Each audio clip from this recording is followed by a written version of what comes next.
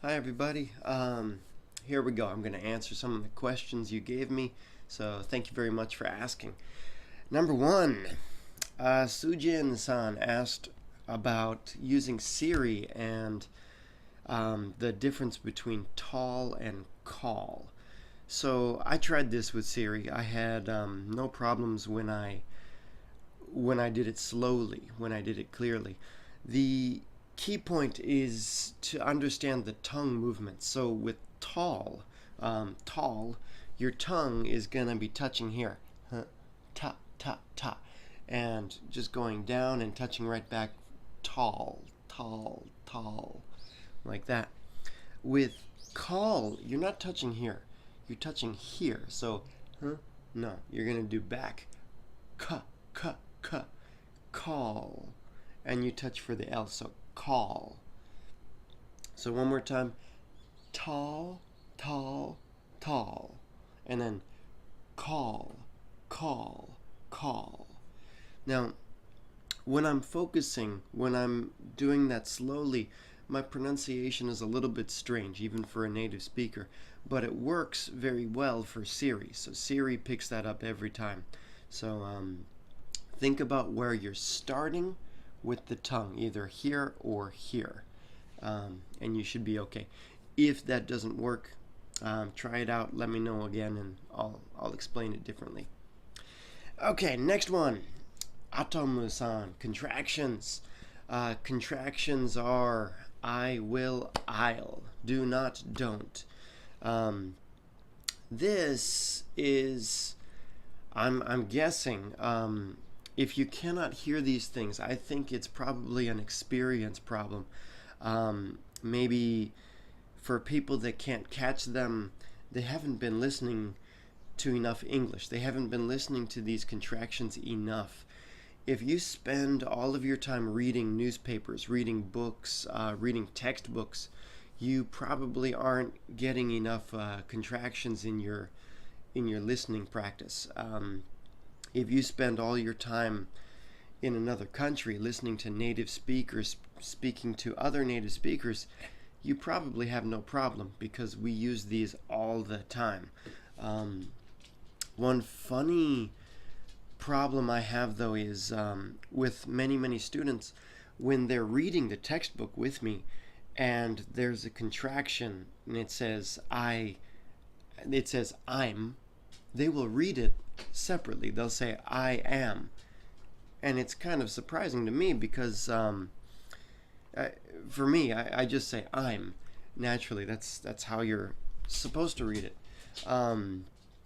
So a lot of people have bad habits of reading contractions separately. So just another point, make sure for everyone who's reading, try reading something with contractions and check yourself. Make sure you're saying them as the contraction. My one exception to that is cannot. I recommend to a lot of people, actually, instead of saying can't, sometimes cannot is easier for other people to catch, so that might be good to use. Okay, next question. Popular particularly. Pronunciation, particularly. With this one, the first thing you have to understand is the difference between L and R. It's actually very simple, and I'm going to make more videos about L and R later. But the first thing is L is a tongue sound. So la, la, la. That's the L sound that we make. The R sound is not with your mouth. The R sound for American English, standard American English, will come from here. So and you open your mouth and you create ra, re, ru, like those. So let's work backwards. When you have a long word like particularly, I think it's sometimes better to work piece by piece from the end of the word. So step one, lee, L sound, lee, lee. The whole thing, smile, lee. Okay, the next one, here's where it's not difficult, but people may not be trained for this. So we're going to start with the L sound and then go to the R sound. So lar. My tongue starts up, then it goes down, it stays down, and my throat does the work. Lar, lee, lar, lee, larly. When I do it fast, it's going to be lurly, lurly. But for practice, let's do slow and big. Larly. The next one is, let's do two pieces. Tick-you, tick-you, tick-you-lurly, tick-you-lurly, tick-you-lurly, tick-you-larly. Like that. And then just add the par. Particularly. Particularly. Okay, try it very slowly. Do not go fast with this. The number one mistake people make in my lessons is they want to rush everything. Take every sound as slow as you can and practice multiple times. Then practice it again tomorrow. Pronunciation doesn't happen in one day, so you have to spend a little time and you have to go slow. Okay. Another question from Popular Poe. Deeper, more difficult question, I think. Taboo English. Taboo English depends on the culture. There are words I can say in America that are very, very bad in England. And opposite, if you say words that are very bad in America, maybe someone in Australia will think it's funny. It depends on the culture. It depends on who you're talking to. The first category, I think, we say cuss words or curse words, swear words, words like shit, damn, bitch, fuck. My recommendation is don't use them. Just don't. If you're learning English, there is no reason for you to use them. I can't think of any situations. I teach them occasionally so that people can understand TV or movies, but I never tell people to use these words. I strongly recommend not using them. It's very easy to use them incorrectly, and you can offend someone, but in most situations, you just sound stupid. These kinds of things, often I hear like younger 22-year-old working holiday teachers, or I'll hear, college students coming back from a homestay or something. They learn these words, and whoever taught them maybe thought it was funny, but trust me, it doesn't help you. You don't need them. I would avoid them completely.